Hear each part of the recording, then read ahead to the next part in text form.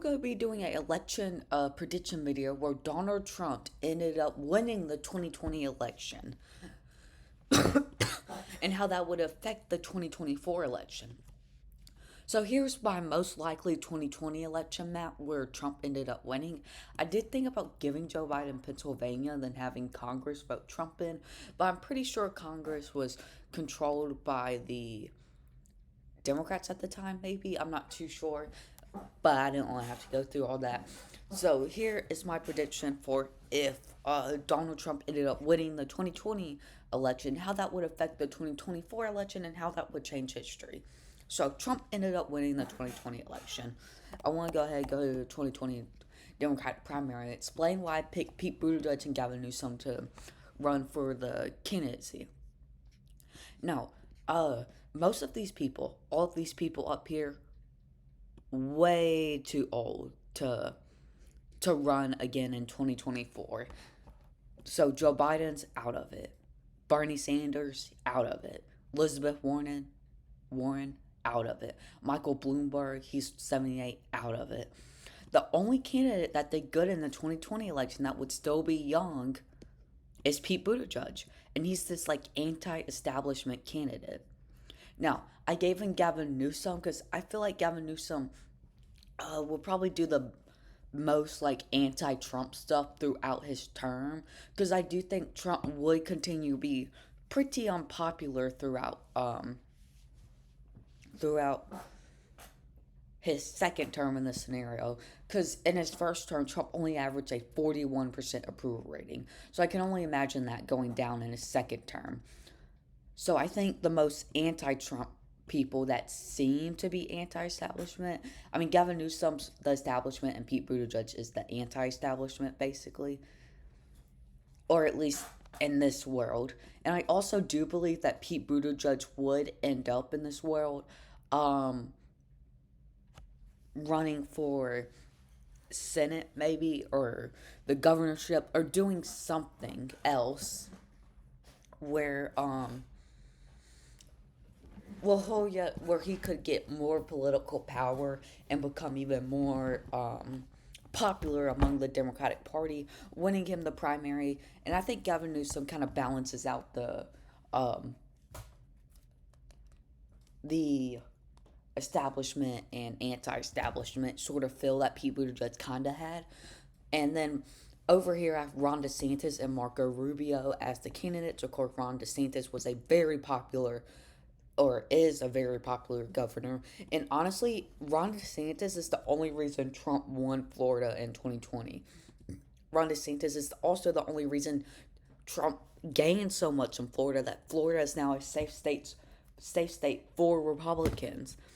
If Ron DeSantis was not governor of Florida, Trump wouldn't have won it. So I think Ron DeSantis' popularity would continue to grow under the Trump term, and would eventually win him the nominee. And also Marco Rubio's also from Florida, so pretty simple there.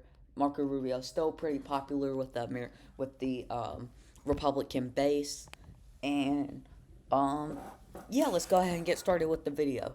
So I'll go ahead and start off with all the states for Ron DeSantis and Marco Rubio in this scenario. Now, I don't think Ohio would probably still be safe going Marco Rubio and Ron DeSantis by around 10 points. And Florida would also be safe because it's Ron DeSantis. You know what? I don't think Ohio would be safe in this scenario. We'll go ahead and go with, I think it might go to Ron DeSantis and Marco Rubio around like 9%, somewhere around there. Vermont, Delaware, DC, and then what? Virginia, New Mexico. If we look at the 2020 election, I think New Mexico would shift to the left in this world and would be a safe state in this scenario. So that's all the safe states I have.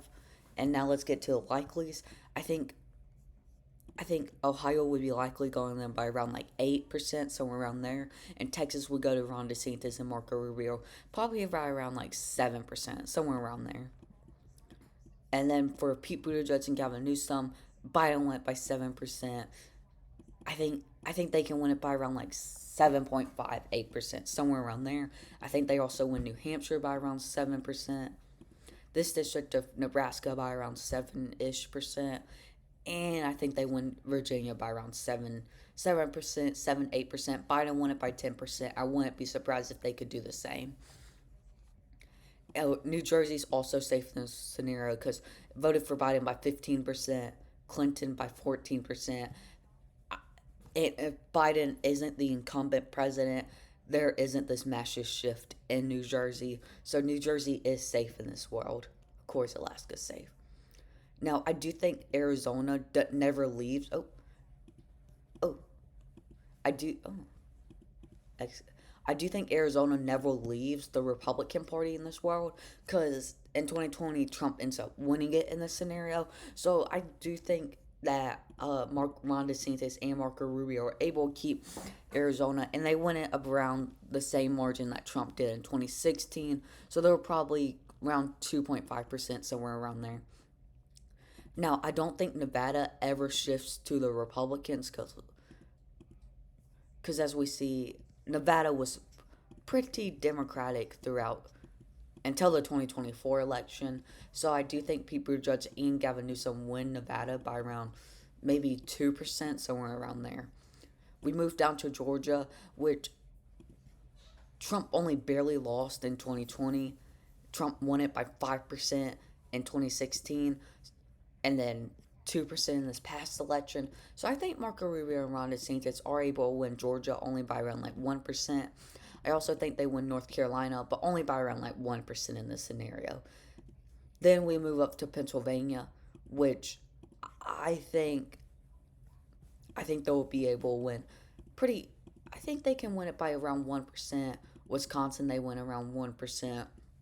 In Michigan, they win around 1%, especially with Pete Buttigieg's connections to Michigan. That definitely does help him. I also see a world where Gavin Newsom and Pete Buttigieg end up winning Georgia, but this is the scenario if in 2020 Trump was elected president. Anyway, thank you all for watching, and peace out.